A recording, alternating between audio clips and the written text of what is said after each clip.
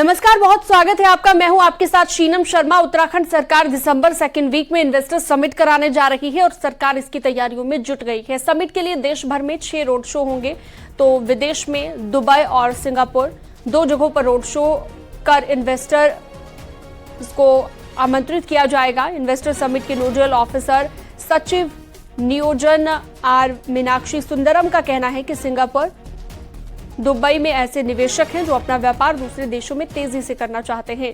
Singapore में hospitality sector में अच्छे खासे इन्वेस्टर मौजूद हैं। यूरोप और दूसरे देशों में आर्थिक मंदी के चलते अभी निवेश में इंटरेस्टेड नहीं है। सरकार इन्वेस्टर समिट के लिए जुलाई से रोड शो की श्रृंखला शुरू करने जा रही है। सुनील और प्रभात ज्यादा जानकारी के लिए हमारे साथ जुड़ गए हैं।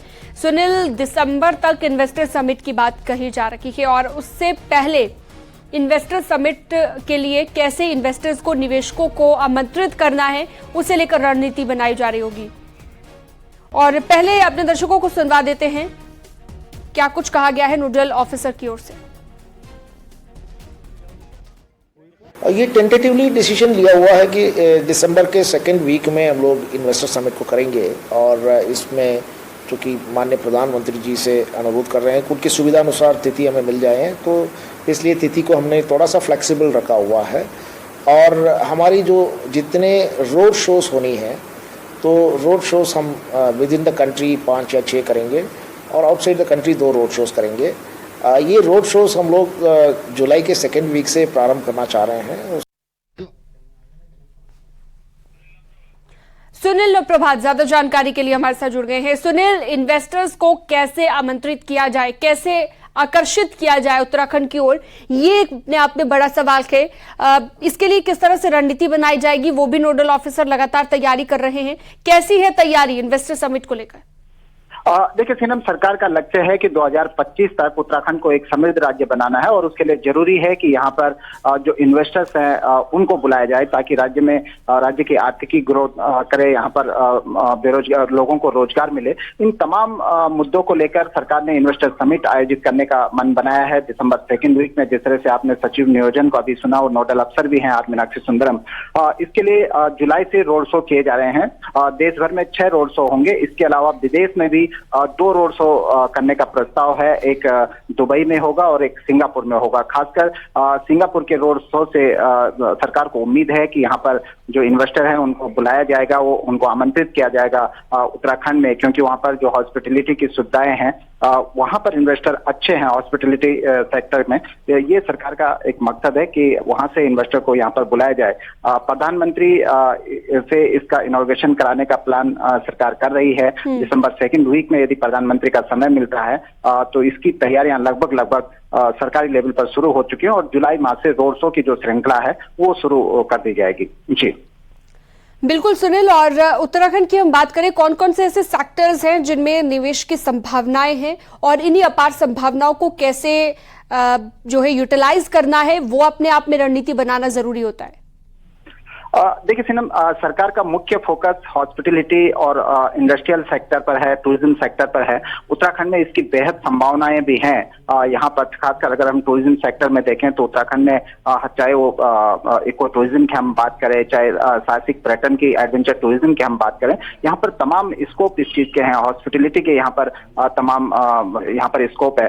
सरकार का एक लक्ष्य है कि अगर यहाँ पर बड़े यहाँ पर होटल खोले जाते हैं, 3 स्टार 5 स्टार होटल खोले जाते हैं, तो सरकार को जीएसटी के रूप में ही इससे अच्छी खासी आमदनी इसके रूप में होती है। तो सरकार का टारगेट है कि इन क्षेत्रों में खासकर इंडस्ट्री, टूरिज्म और हॉस्पिटलिटी के सेक्टर में यहाँ पर निवेशकों को लुभाया जाए ताकि इसका फायदा उत्तराखंड की आर्थिकी को भी मिले, लोगों को यहाँ पर रोजगार बिल्कुल सुनील, उम्मीद यही है कि इन तमाम सेक्टर्स में निवेशकों के जरिए फायदा उत्तराखंड को मिले। उत्तर प्रदेश में जो इन्वेस्टर समिट हुआ उसमें भी हमने देखा कि बम्पर निवेश हुआ और उसका सीधा फायदा यूपी को मिल रहा है। बहुत शुक्रिया सुनील प्रभात इस तमाम जानकारी के लिए।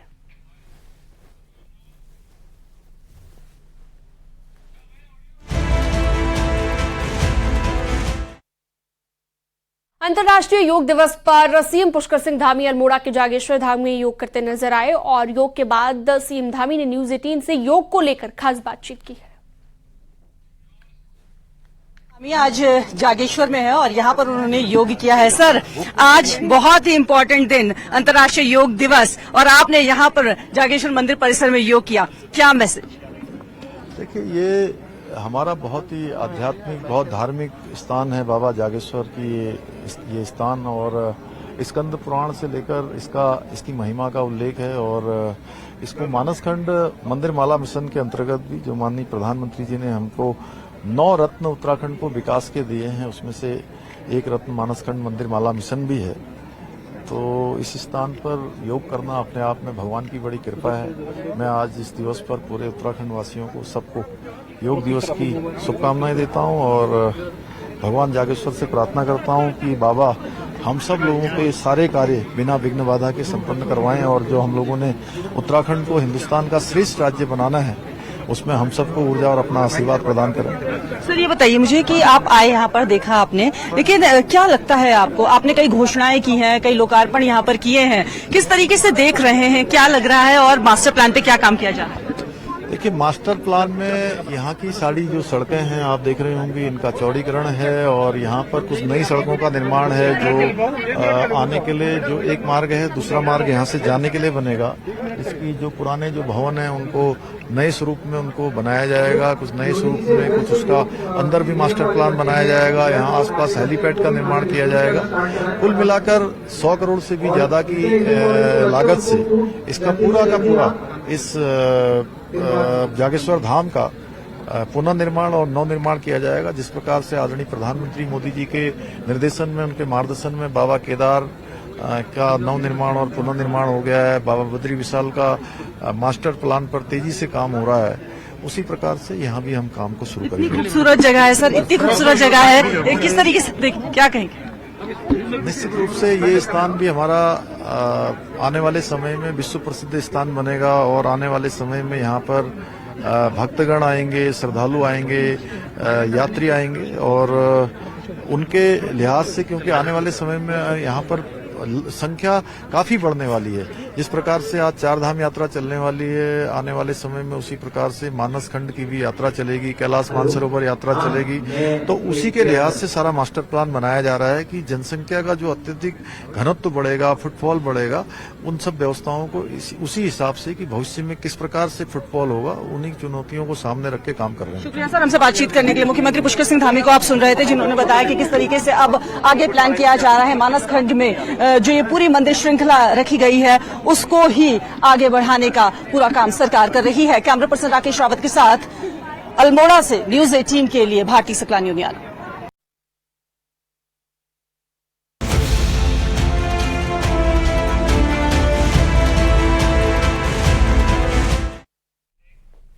पूरी आज अंतर्राष्ट्रीय योग दिवस मनाया जा रहा है। तन और मन को स्वस्थ रखने का योग से बढ़िया कोई जरिया नहीं है। यही वजह है कि पूरी दुनिया योग के पीछे दीवानी है। अंतर्राष्ट्रीय योग दिवस पर सीएम पुष्कर सिंह धामी अल्मोड़ा के जागेश्वर धाम में योग करते नजर आए, और इस दौरान सीएम धामी ने अल्मोड़ा के लिए कई ऐलान भी किए हैं।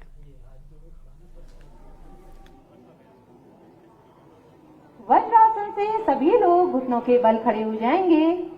हम सब लोग अपने जीवन में योग को एक दिनचर्या के रूप में अपनाएं। योग हमें जो है उन्नति की ओर ले जाता है, योग हमें गति देने का काम करता है, योग हमें प्रगति की ओर ले जाने का काम करता है, नकारात्मकता से सकारात्मक की ओर ले जाता है, मनुष्य को परमात्मा से जुड़ने का काम भी करता है, स्वयं को पाने का और स्वयं को खोजने का, और मैं कहूँ कि स्वयं को शोधित करने का, एकात्म में जाने का भी सबसे बड़ा उपाय कोई है तो योग है। इसलिए योग को अपनी पद्धति में अपनाकर हमारे देश के यशस्वी प्रधानमंत्री मोदी जी का मैं अभिनंदन करना चाहता हूं कि आज वो वाशिंगटन में योग करेंगे, और निश्चित रूप से वो हमारे प्रतिनिधि के रूप में योग कर रहे हैं। उनको इस प्रकार से विश्व के बड़े बड़े देश, विश्व के बड़े बड़े नेता जिस प्रकार से उनको आज उनका आवागमन कर रहे हैं, उनका स्वागत कर रहे हैं, इससे हर भारतवासी उनके रूप में अपना ही स्वागत समझ रहा है, हर भारतवासी गौरवान्वित है।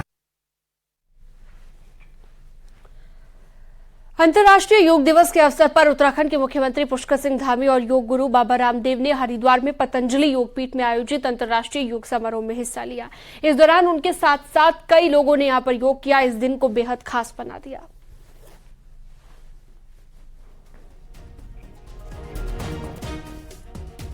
तो देख सकते हैं तस्वीर आप, ये उस वक्त की है जब मुख्यमंत्री पुष्कर सिंह धामी मौजूद थे पतंजलि योगपीठ में, जहां पर योग गुरु बाबा रामदेव ने योग करवाया और बड़ी तादाद में लोग यहां पर योग करते हुए नजर आए। स्वस्थ और निरोग रहने का संदेश इस इंटरनेशनल योगा डे के जरिए एक बार फिर से आज दिया गया। ये बड़ा मेरा सौभाग्य है, मैं आज यहाँ पर 20,000 से भी अधिक लोगों के साथ और 2.5 घंटे तक पूज्य स्वामी जी के सानिध्य में सभी ने योग की विधाएं सीखी और मुझे भी अवसर मिला। मैं इस अवसर पर आज विश्व योग दिवस के अवसर पर, इसकी थीम है वसुधैव कुटुम्बकम, सभी को शुभकामनाएं देता हूँ, सभी को बधाई देता हूँ और निश्चित रूप से जैसा स्वामी जी ने कहा है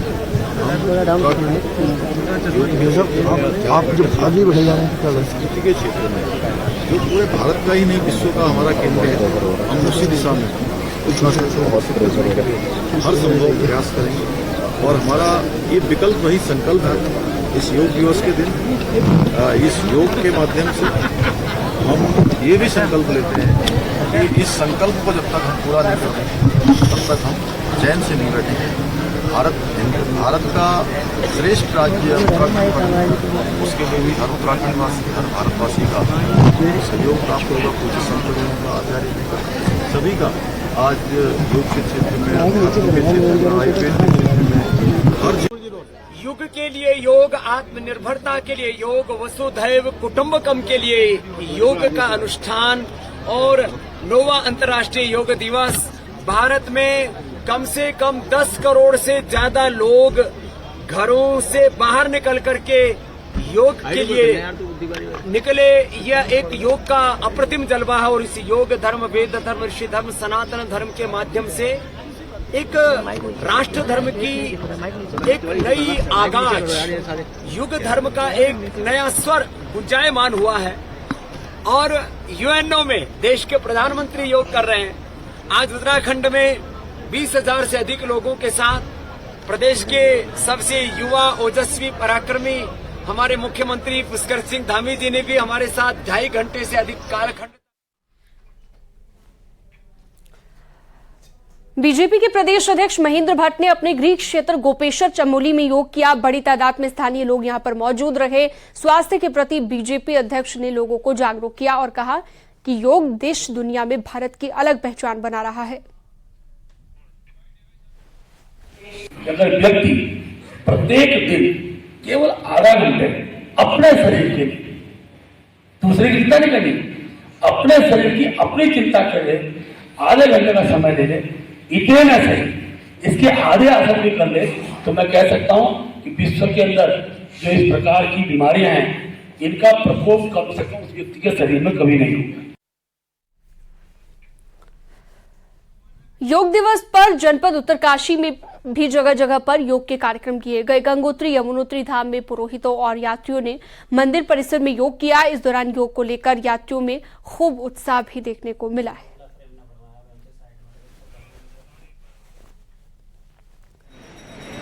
तो देख सकते हैं चारों ही धामों में आज योग की एक अलग तस्वीर दिखाई दी है। गंगोत्री धाम में भी लोग योग करते दिखे हैं। ये तस्वीरें देखिए, लोग एक जगह पर इकट्ठा हुए और आज के दिन योगा करने का संदेश दिया।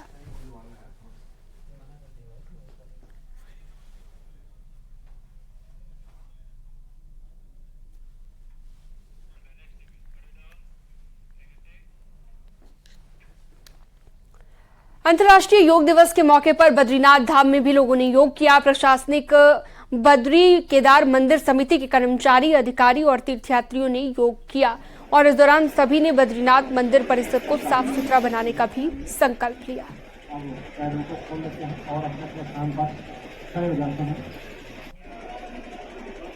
विश्व भर में 9वां अंतर्राष्ट्रीय योग दिवस धूमधाम से मनाया गया और धर्मनगरी हरिद्वार में भी विश्व प्रसिद्ध तीर्थ स्थल हर की पैड़ी पर भी योग करते लोग नजर आए, जिसमें निजी स्कूलों के छात्र छात्राओं ने भी हिस्सा लिया। गंगा सभा और जिला प्रशासन के अधिकारियों ने भी सभी ने यहाँ पर योग अपनाकर स्वस्थ रहने का संदेश दिया। वहीं नैनीताल में भी योग दिवस के मौके पर सुबह 7 बजे से फ्लैट्स मैदान में आयुष विभाग ने योग महोत्सव का आयोजन किया। इस दौरान योग गुरुओं ने सभी को निरोग रहने के लिए टिप्स दिए, रोजाना योग करने की सलाह दी। उधर टिहरी जिले में भी कई जगहों पर योगा कार्यक्रमों का आयोजन किया गया। नागरिक मंच ने बौराड़ी स्टेडियम में योग किया तो टिहरी विधायक सहित अन्य जो अधिकारी हैं वो THDC गेस्ट हाउस परिसर में योग करते नजर आए। बागेश्वर में बागनाथ मंदिर के प्रांगण और सरयू घाट में भी योग का आयोजन यानी कि योग के कार्यक्रम यहां पर रखे गए। सरयू घाट में सुबह 7 बजे मुख्य अतिथियों ने दीप जलाया। अंतर्राष्ट्रीय योग दिवस की शुभकामनाएं तमाम लोगों को दी और इस कार्यक्रम का शुभारंभ किया।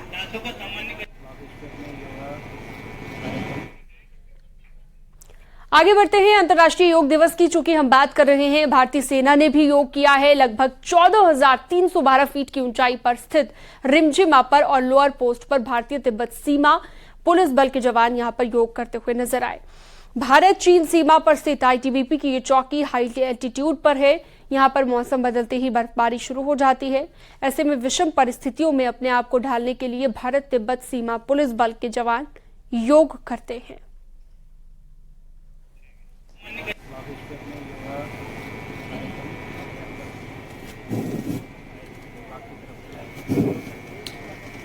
इसके बाद संचालन का एक अभ्यास करते हैं। ऐसे तो यहाँ की जो भौगोलिक परिस्थितियां हैं उसके अनुसार विषम परिस्थितियों में कैसे अपने आप को फिट रखना है, जवान यहाँ पर योगा करते नजर आए। रिमझिम पोस्ट पर भी जवानों ने योग किया।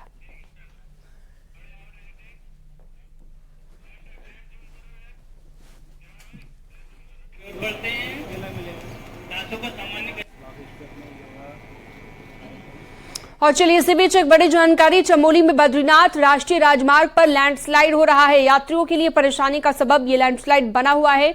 रुक रुक कर हो रही बारिश की वजह से पहाड़ी से मलबा आ रहा है। छिनका के पास मलबा आने से हाईवे बंद हो गया था, जिससे 2 घंटे की कड़ी मशक्कत के बाद इसे खोला गया।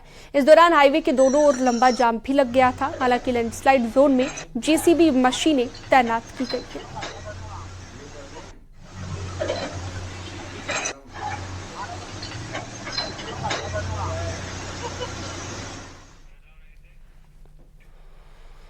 मॉनसून सीजन को लेकर प्रशासन एक्टिव हो गया है। बद्रीनाथ हाईवे पर बरसात में खचड़ा नाले के पास हाईवे बंद हो जाता है, लिहाजा प्रशासन ने लामबगड़ में खचड़ा नाला और उसके आसपास की सड़क को भी ठीक कर दिया है।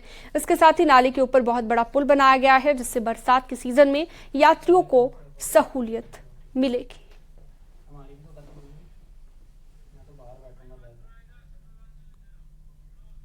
इस समय हम लामबगड़ में मौजूद हैं और ये वही इलाका है जो दशकों से सरदर्द बना हुआ था तीर्थ यात्रा के दौरान। यहाँ पे घंटों तक मानसून के दौरान बद्रीनाथ नेशनल हाईवे बंद रहता था। खचड़ा नाला इसे कहा जाता है। पूरा जब भी बारिश होती है तो ये पूरा वॉश आउट हो जाता है। लेकिन आप देखिए इस बार जो यहाँ पे BRO के द्वारा एक बड़ा पुल बना दिया गया है ताकि सड़क मार्ग यहाँ पे बाधित ना रहे। और आने वाले समय में जब मानसून पहाड़ों में आएगा तो जो नदी नाले हैं वो उफान पर बह के आते हैं और घंटों तक यहाँ पे मार्ग बाधित रहता है। लेकिन इस बार तीर्थयात्रियों को यहाँ पे काफ़ी सहायता मिलेगी। मार्ग जो है वो सुचारू रहेगा ताकि जो घंटे तक यात्री यहाँ पे जाम पर फंसते थे उन्हें भी दिक्कतों का सामना नहीं करना पड़ेगा। मानसून पहाड़ों में अब आने वाला है, उससे पहले प्रशासन की अपनी तैयारियां हैं। लेकिन इस बार अच्छी सड़क और अच्छे पुल कहीं ना कहीं आने वाले मानसून में यात्रा में इजाफा जरूर करेंगे। नितिन सेमवाल, न्यूज़ 18, लामबगड़। और यहाँ रुकना होगा एक छोटे से ब्रेक के लिए। खबरों का सिलसिला जारी है।